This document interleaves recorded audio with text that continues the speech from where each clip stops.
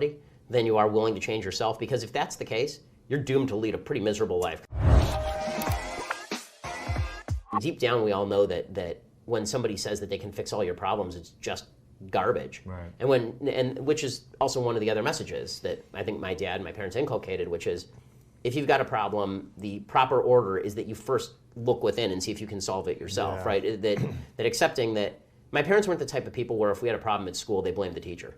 Right? Their first question was, okay, did you do it? Right. And how can you change it? How can you respond differently to it? Yeah. And this is my pet peeve with people I deal with in family, friends, society, is if a good piece of advice is given to you, do you ignore the advice? Do you fight against reality? Are you more angry at reality than you are willing to change yourself? Because if that's the case, you're doomed to lead a pretty miserable life, because reality is not changing. Now, that doesn't mean there are certain social circumstances that we can't all work together to change. But if you're running smack into certain baseline realities, such as some people are smarter and some people are not as smart, and some people earn more money and some people earn less money, and you're living in a free society, and you're running into reality like, I made a bunch of bad decisions in my life, and now I'm poorer than I otherwise would be. Or I made a bunch of those decisions. Because of those decisions. That ain't society's fault. Maybe you ought to It's not the government's fault. That's right. Maybe you ought to get your stuff together. Yeah. I mean, there was a joke going around that if I were to run for president, my slogan would have been "Solve your own problems," because for every politician, it's I'm going to solve your problems, and this is something I despise on all sides of the aisle. Right.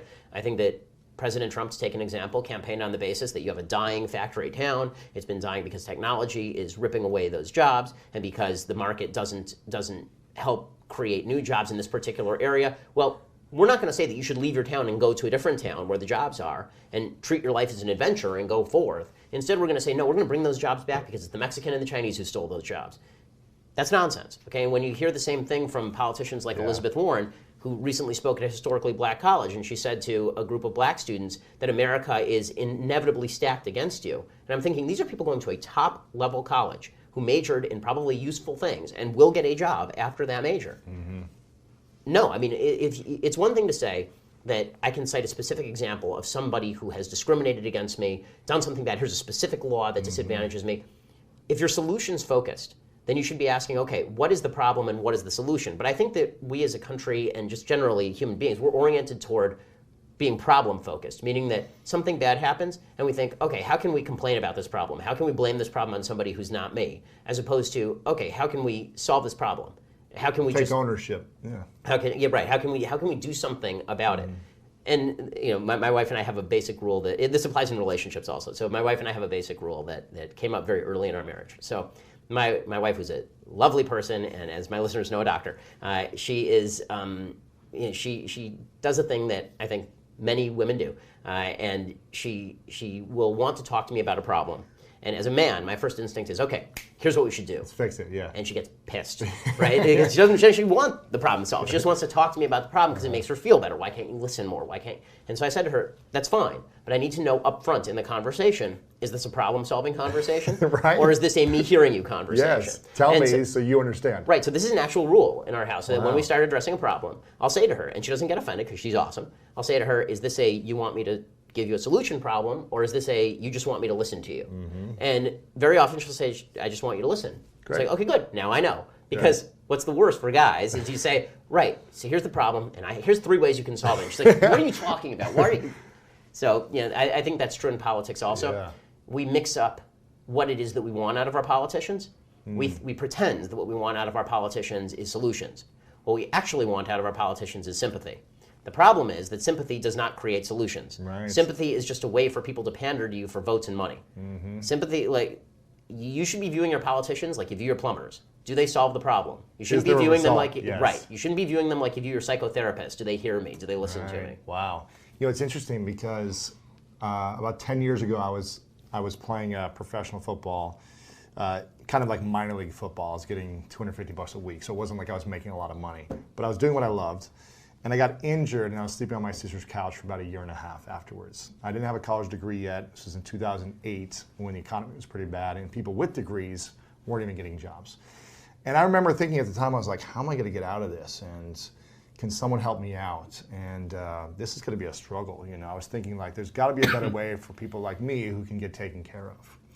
And then I realized after my sister lovingly kicked me off her couch after a year and a half. She was like, you need to start either paying rent get a good job, do something. I remember saying, okay, what if I could solve this problem? As opposed to being a victim to society, what happened to me or whatever, what if I could solve this problem and be in complete ownership of every decision I've made up to here?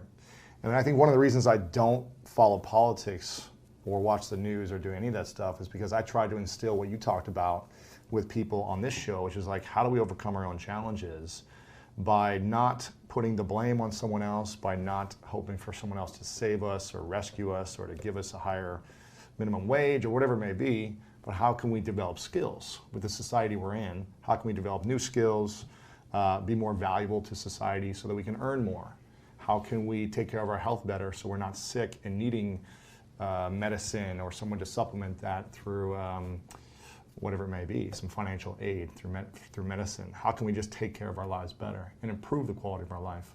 And I think when we can focus more on improving the quality of our lives, the political things don't really matter as much. Well, this is right. Like what's happening in the world doesn't matter. What John Adams said, and I think this is right, is that the Constitution of the United States, and what he meant by this is freedom, is really only built for moral and religious people. What he meant by that really is that if you've got a group of people who are waiting around for somebody else to save them externally, you can't have a system where even we can take care of each other, right? There are going to be situations in which the community needs to come together and take care of people who legitimately can't take care of themselves or are going through a rough stretch.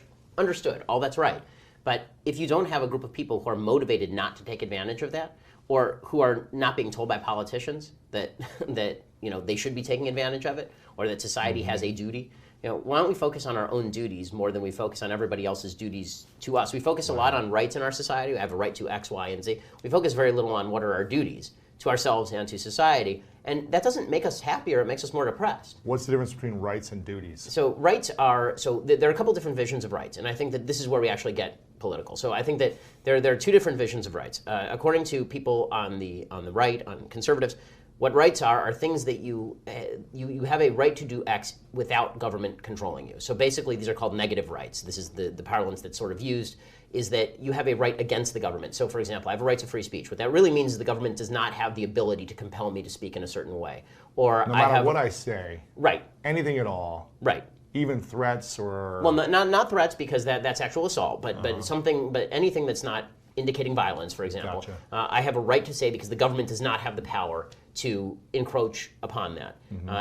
So when someone grabs you by the throat and says you're going to be in an ambulance if you keep speaking, right? That's like that happens. That's illegal. Yeah, that's actually a violation of the law. But me saying something that offended that person is not a violation of the law, right? And the government can't compel that. So the idea for people who believe in sort of traditional constitutional freedoms is that the Bill of Rights is an expression of a bunch of negative rights for the most part. Things where right to freedom of religion means the government can't impose upon you. Things that would exist in what John Locke would call a state of nature. That if there were no government, you just lived in a community with your families or whatever, that the government wouldn't be there to impose things on you. So what would you have without the government imposing anything on you? So right to bear arms is the government does not have the right to take away your arms. Now what people on the left have said is that those rights are not sufficient. You need actual material goods to provide you with a sense of well-being sufficient that you can lead a happy life. So for example, a right to health care. That's something that we have to force somebody to provide for you, whether it's through taxation or forcing a doctor to take care of you.